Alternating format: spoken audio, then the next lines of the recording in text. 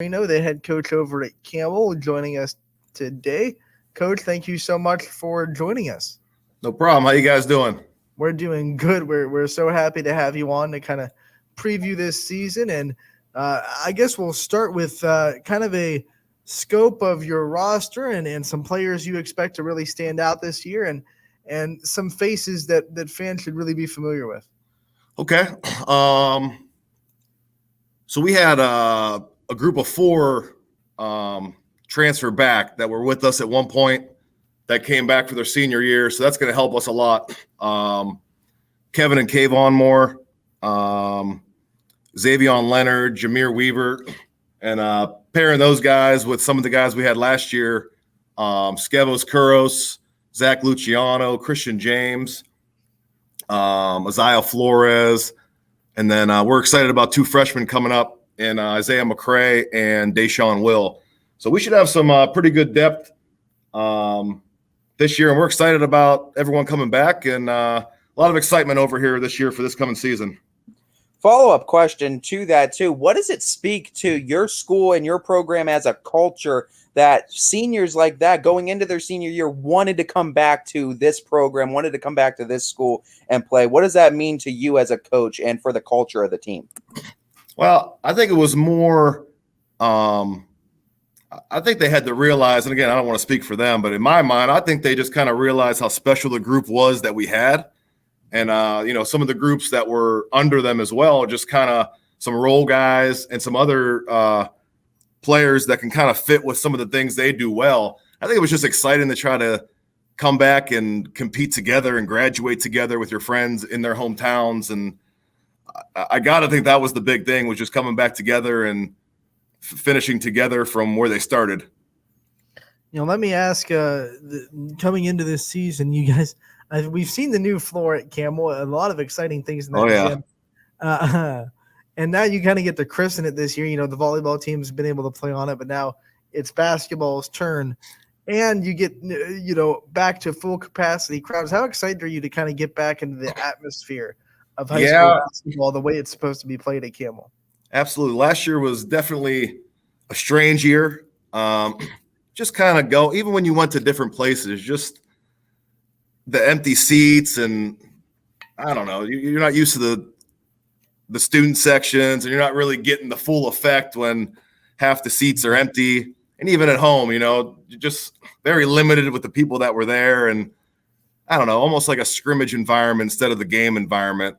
So we're really excited about hopefully getting some people in the seats and playing some meaningful games. And, because our gym gets loud when it's half full. So I'm excited to see what it's like when it's full of people.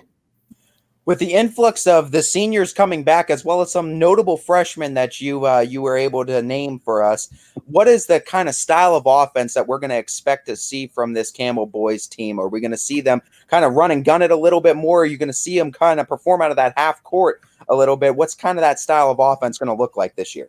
We're pretty much going to build. Last year we went to a lot more dribble drive. We have a lot of guards, and even last year we had some guards, even with these guys not being around. So we're going to try to run as much as possible. We want to try to put some pressure on people on defense. We think transition for us can be really beneficial. But, we're going to be a lot of 4 out, 5 out, look to attack gaps, penetrate, kick. We'll still do, our handful of sets here and there, but we're going to be more of a, try to attack downhill and get to the rim, shoot some threes. But we're going to hope we're in a lot of transition this coming season.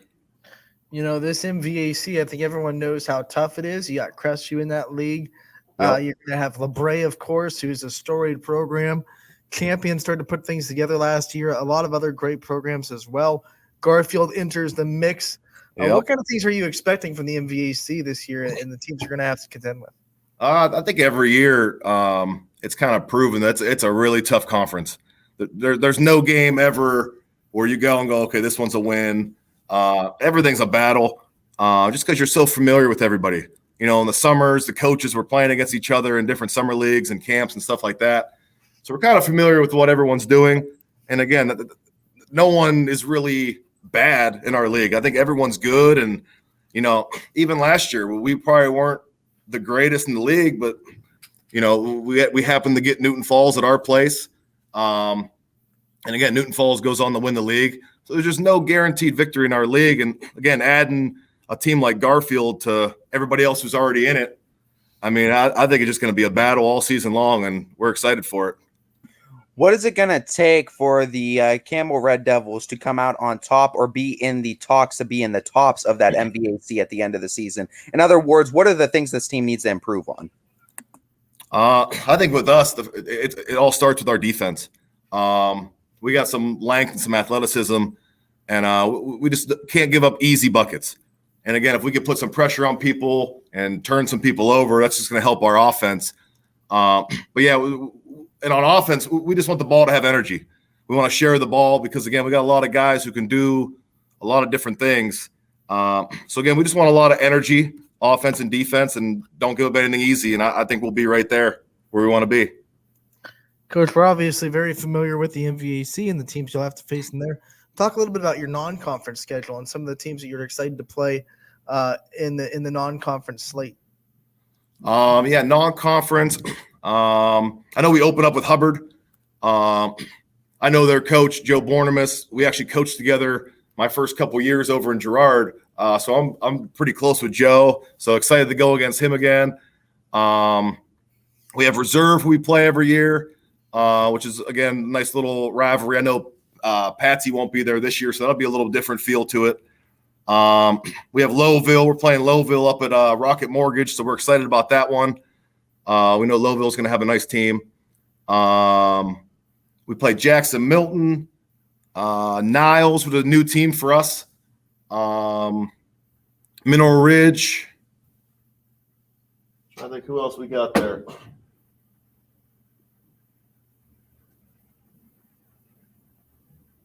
And Valley Christian and Badger. So Valley Christian will be a new one. We played them my first couple years here. We used to play them, and then we were kind of off for a while. So it'll be nice to kind of get that little rivalry going back together. So, yeah, we got a pretty good slate of non-conference matchups that we're pretty excited about.